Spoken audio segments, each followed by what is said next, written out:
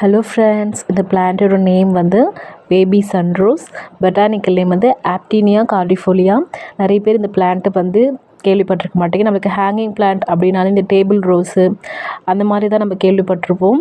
But இந்த plant வந்து best hanging பிளான்ட்னே சொல்வேன். எந்த மெயின்டெனன்ஸ் கிடையாது, ஈஸியாக மெயின்டைன் பண்ணிக்கலாம். இது வந்து ஒரு சக்குலண்ட் வெரைட்டி அப்படிங்கிறதுனால வாட்டர் கம்மியாக தான் தேவைப்படும். வாட்டர் வந்து இந்த இலையில வந்து நல்லா உறிஞ்சி வச்சுக்கும். ஏன்னா இந்த இலையெல்லாம் பார்த்திங்க அப்படின்னா நல்லா திக்காக பார்த்தாலே தெரியும், நல்லா க்ரீனிஷாக இருக்கும். வாட்டருக்கு இல்லைனாலும் அது வந்து அந்த இலையிலேருந்து வந்து எடுத்துக்கும். இது வந்து அதிகமாக சன்லைட்டும் தேவைப்படாது. நம்ம பால்கனிலலாம் இருக்கும் அப்படின்னா அந்த பால்கனியில் வச்சோம் அப்படின்னா அழகாக இருக்கும். பெஸ்ட்டு ஹேங்கிங் பிளான்ட்டுமே கூட நீங்கள் மேலெலாம் வந்து ஹேங்கிங் பண்ணி மாட்டும்போது அதோட எல்லாமே அந்த கொடி ஃபுல்லாகவே கீழே தொங்கி தொங்கி அதில் வந்து பிங்க் கலரில் பூவுமே பூக்குது. பார்க்குறதுக்கு சன்னு மாதிரியே இருக்கும். அதனால தான் இந்த பிளான்ட்டோட நேம் வந்து பேபி சன்ரோஸ்னு சொல்கிறாங்க. இப்போ காரிடாரில், பால்கனியில், இல்லை வால் மேலெலாம் வச்சிங்க அப்படின்னா ரொம்பவுமே அழகாக இருக்கும். அந்த ஃப்ளவர் வந்து ஃபுல்லாக பூக்கும்போது இன்னும் சூப்பராக இருக்கும். நான் இதை எப்படி ப்ரொபகேட் பண்ணுறது அப்படின்னு சொல்லிட்டு நெக்ஸ்ட் வீடியோவில் கொடுக்குறேன். இந்த வீடியோ உங்களுக்கு பிடிச்சிருந்துச்சு அப்படின்னா ஒரு லைக் பண்ணுங்கள், ஷேர் பண்ணுங்கள், சப்ஸ்கிரைப் பண்ணுங்கள். பாய்.